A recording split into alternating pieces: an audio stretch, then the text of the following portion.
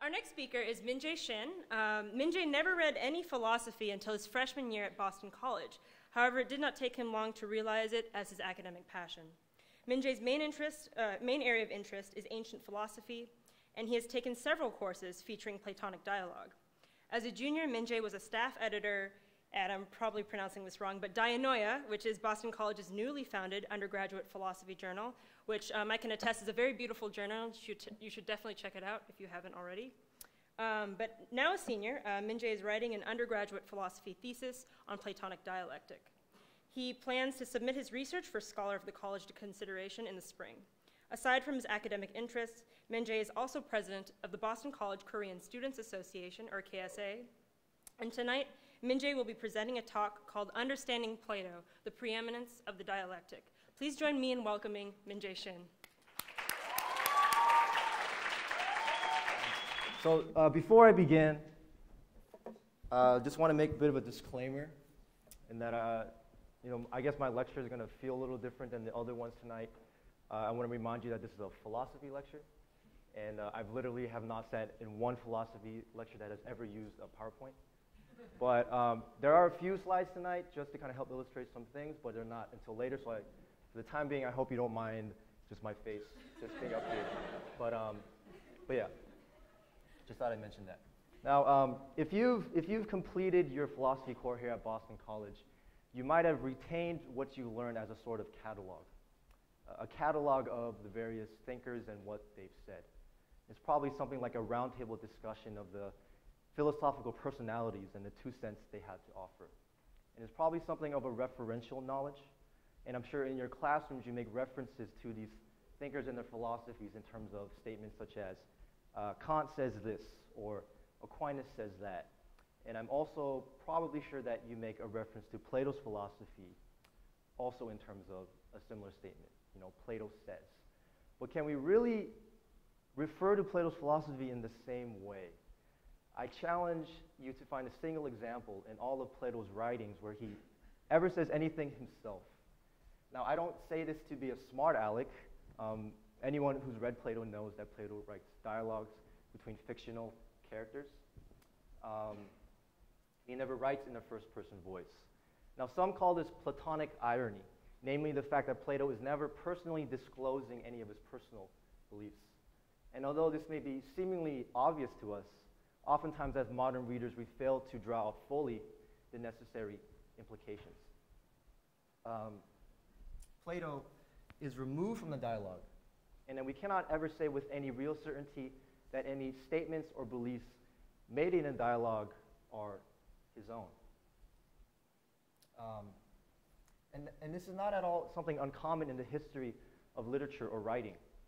Take, for example, St. Thomas More's Utopia, which is written deliberately to resemble a Platonic dialogue, and uses some of the similar uses, demonstrates some of the similar usages of authorial irony that we see in Plato.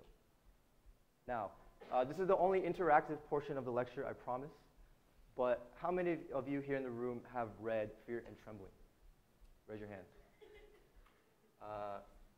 Now, I'm just going to call on someone if you don't mind. Was it Elena? Yes. Elena, who is the author of Fear and Trembling? Wrong. No, I'm just kidding. You're not wrong, but you're kind of wrong. Does the name Johannes de Silentio mean anyone to anybody in this room? Lucilla, who is Johannes de Silentio? Yes. Johannes de Silentio is the pseudonym under which Kierkegaard writes Fear and Trembling. Now, pseudonymous writing appears frequently with Kierkegaard, and several pseudonyms, in fact, appear in multiple instances throughout his body of work. And each of these pseudonyms seem to take on a perfectly coherent and internally consistent perspective that is, in fact, oftentimes in contradiction with the others. So once we're made aware of this fact, we're almost forced to read Fear and Trembling quite differently. And this is not altogether something different from what we see in Plato. Now, we can also look to a dialogue called the Parmenides for an example of narrative frame. Essentially, how the narrative, or the dialogue rather, is set up or introduced. Now, in the Parmenides, the dialogue is introduced by a character named Cephalus in his own voice.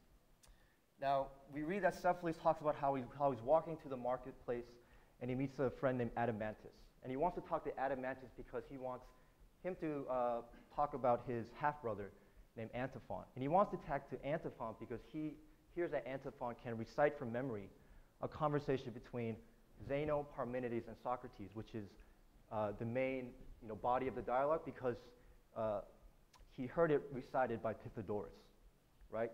So you see that Plato in this narrative frame is removed from the dialogue by several degrees, almost excessively so.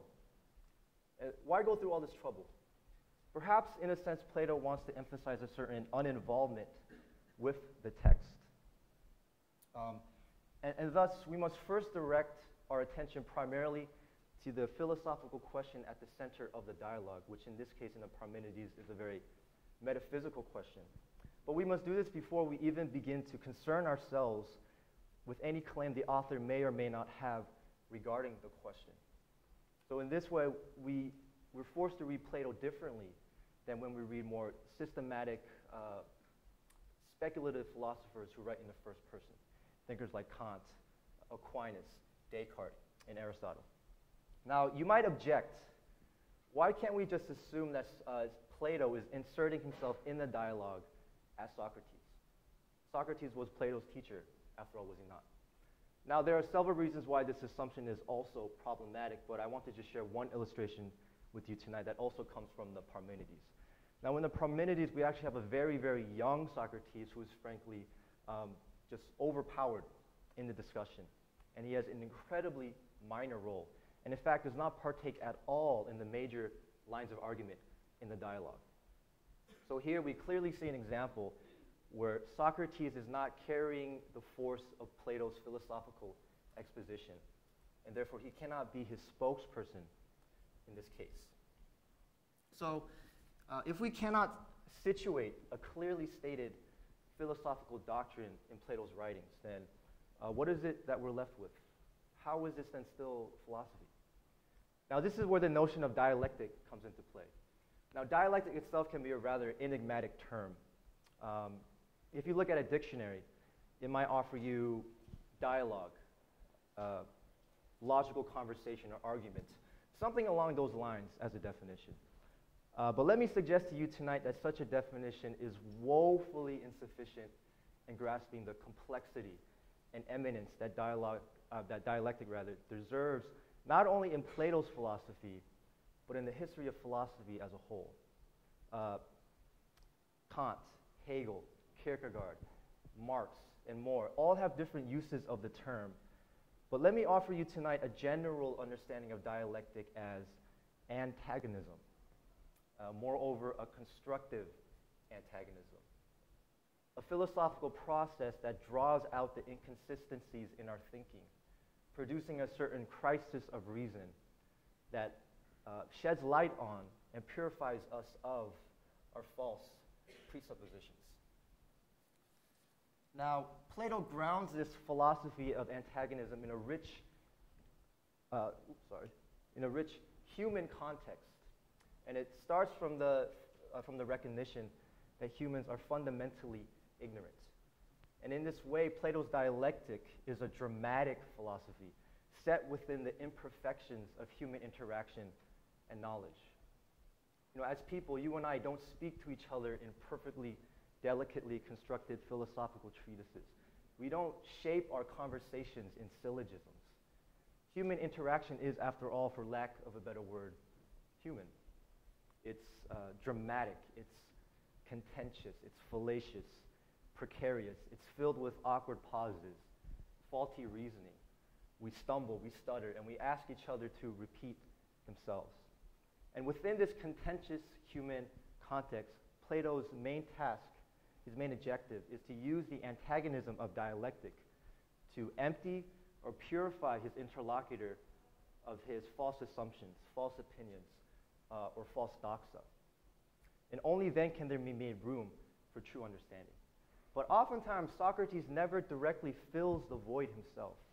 And in fact, many of Plato's dialogue end aporetically, or in aporia, meaning that they conclude without the central question to the dialogue having even been really answered. Now, this reveals a common theme in Platonic dialogue, namely that Plato does not seem to be prescribing a predetermined claim to truth. And as is said by the Oracle of Delphi in the Apology, a text some of you may have read, Socrates is wise precisely because he knows he is not wise. And all he really claims is the ignorance of his human condition.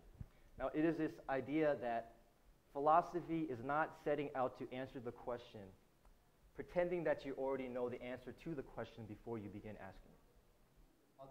As modern thinkers, we can be quite frustrated with this idea of there being a lack of answers. But let me also suggest to you tonight that it is important to entertain this notion, that knowing that you do not know is in itself a kind of knowing. And in fact, it is the very first step before you can come to know anything at all. Now, a very helpful analogy of this idea comes from another dialogue called the Meno, where you may have read this as well in one of your classes, where Socrates is teaching one of Meno's slaves a little bit of geometry. Now, Socrates draws a square that has sides with a length of 2 feet and an area of 4 feet. Now, the geometry problem that he gives the slave is this. What would the length of the sides be of a square that is double the area of the square? In other words, if you had a square that had an area of 8 feet, what would the length of the sides be? Now, the slave wrongly believes that the length would be 4 feet, thinking that if you double the length of the sides, then you would double the area of the square. But as you all know, the area of such a square is 16 feet and not 8. Now, this amounts to the slave's false opinion, right, like we talked about before. And it is interesting to see how Socrates is able to guide the slave to recognize his own ignorance, but then also to guide him to a more correct and proper understanding. And in fact, Socrates claims to Meno that he's not really teaching the slave anything at all, but only through his own questioning of the slave, he's helping to guide the slave to an understanding that he already knows within himself. Now, this is what he's able to show the slave. That if you take the original square, duplicate it 3 times to make a larger square, and you cut a line across the squares diagonally, what you've essentially done is divided the original square into 2 triangles of equal area. And as you can see, the square that we made in the middle, the red square, is now constituted of 4 of the squares. Thus, it is double the original square in area. Now, as frustrated as we may be that Socrates is unable to sufficiently answer questions of justice or virtue, let me again suggest that he's not that far off. Now, with our geometry problem, if you're a keen mathematician, you would have noticed or recognized that Socrates, in a sense, has asked us a trick question.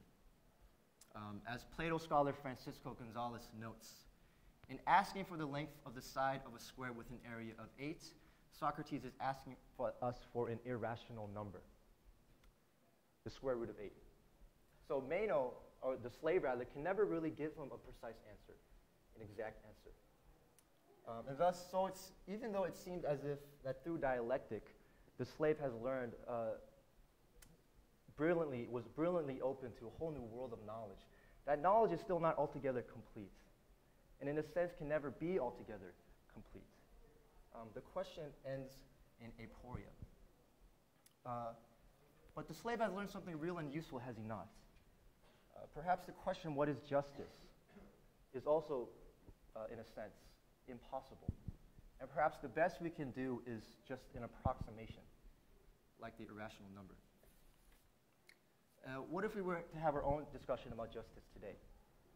Would we be able to come up with a definition at all? And if not, should that suggest that you and I know nothing about justice? Of course not. Is there not something innate within us to tell us to say when we see certain reports on the news, that is unjust? What then is this kind of knowledge? Maybe the slave can teach us that the eminent possibility of aporia does not prevent us from still learning something real about justice, that our ignorant condition does not make the pursuit meaningless, and that we are not excused from striving to learn justice nonetheless. And thus, we cannot reduce dialectic to simply a method in Plato's philosophical toolkit. We cannot separate dialectic, for example, from Plato's metaphysics or Plato's ethics or Plato's epistemology. Dialectic is a very crux of Plato's philosophical project. And in a sense, dialectic is Plato's philosophy in itself. It is a philosophy of conversation, a philosophy of interaction. It is spontaneous, it is improvised, and is a philosophy that requires a great amount of courage, as it can't hide behind the dressing room, so to speak, of time, preparation, and revision, all the advantages you get when you're writing a carefully constructed philosophical thesis.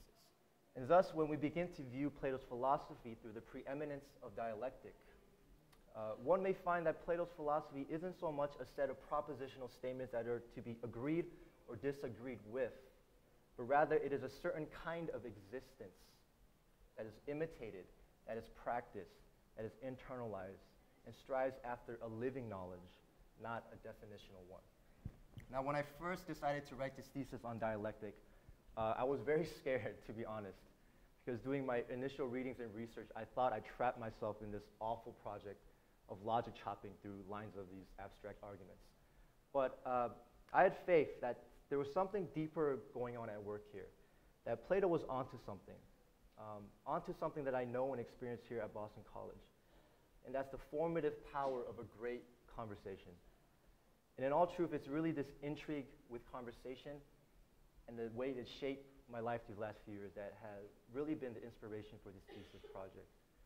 And I'm sure many of you may remember your freshman orientations when Father Himes defined the university as an extended conversation. Now, as blasphemous as this may sound, I ask that you maybe allow me to revise that statement and suggest that the university is an extended dialectic, full of its antagonisms and crises, but ultimately shaping us in a formative and positive way, and imparting us with at least a bit more knowledge than when we first arrived. And if this is something that you know and feel at Boston College, perhaps you've been practicing philosophy all along, and perhaps you really do understand Plato far more than you even realize. Thank you.